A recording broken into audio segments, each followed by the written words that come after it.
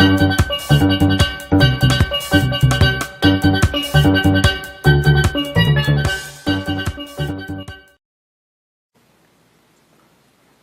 in this video, we're going to go through how to find the trigger point knots in the neck area, especially the front of the neck. Hi, Dr. Jasper here from wizardofhealth.net.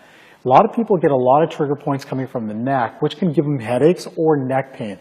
Now, when we look at the neck, you got to be really, really careful with self-treatments.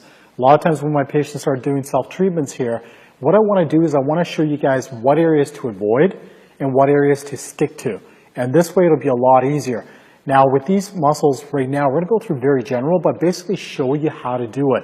If you want to get into the specifics of each muscle, we have other posts on wizardofhealth.net on the scalene muscle and the sternocleidomastoid muscle and the digastric muscle, which is all in the neck area. But right now, let's just go with a general overview on how to actually do it. Now the front of the neck is one of those muscles or one of those areas that you can actually just use your fingers. You don't have to use any other type of tool. So let's start off with that first. The best way to get a landmark is, what you're going to do is you're going to find the sternocleidomastoid muscle. Now the sterno is sternum, so it attaches to the sternum, and the mastoid part is it attaches to the mastoid bone back here. And the way we find that is we're going to turn our neck, and you're going to notice that this muscle starts popping out. Now if I bend my neck, if I put a little bit of pressure on my head, it'll pop out a little bit more. Now anything on the inside of this muscle you want to avoid. So we want to go here and out. That's pretty much the whole area that I want you to stick to. Now the way to hit this muscle is you can actually pinch it right between your fingers. Now the other thing is when you're pinching it, you can go pinching it all the way up until you find some spots that are really, really tender. And if it's recurring or giving you the pain that you're feeling, that's the spot you want to hold on for about 30 seconds, up to about a minute. Wait for the pain to start decreasing a bit and then move on to the next spot. One of the key factors is when you're going up and down is you need to go all the way down into the collarbone. A lot of people always stay in the middle. You need to go all the way down, go above the collarbone, and again, just press in with those hands, or you need to go all the way up right back to the back of that mastoid muscle. And you need to go up and down. Now the other thing is, as soon as, let's find that muscle again, there's that muscle. So we can pinch this muscle, but now if we're going to go a little bit to the outside of it, we're going to use two fingers. So again, here's the muscle. We're going to go a little bit to the outside, again, all the way down to here.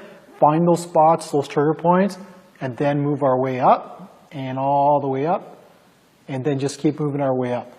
And another interesting thing is, if you feel a pulse under your fingers, you're on the carotid artery, you want to move away from that. Again, from this muscle, you want to start all the way to the bottom and then go all the way up.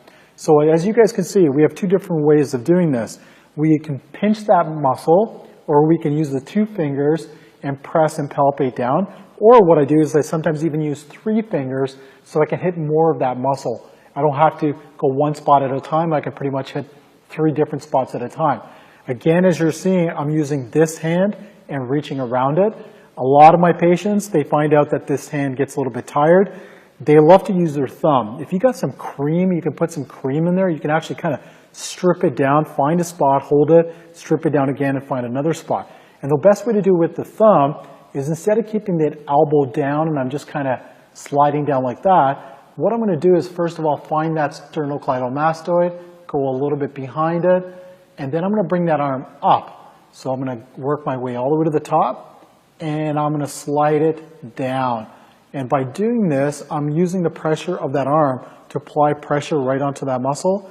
And as soon as I find that spot, I'm going to hold it for a few seconds, let that relieve, and then I'm going to go down a little bit more, hold it for a few seconds, and then once that pain starts coming down, I'm going to go down a bit more.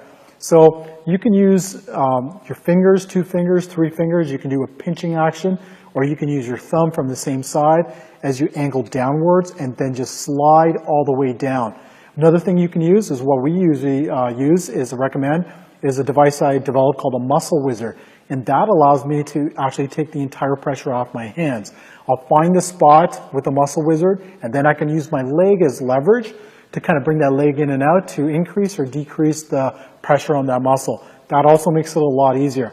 So at the end of the day, guys, there's a wide variety of different ways to treat the muscles in the front of the neck. Again, as soon as you find that sternocleidomastoid muscle, anything on the inside of it you want to avoid, you want to stick to that, and then go a little bit to the outside. And if you want to get more specifics on each muscle, we have specific videos on that on wizardofhealth.net. Log on and check out some of our other videos, and we'll definitely see you guys in another video. Thanks.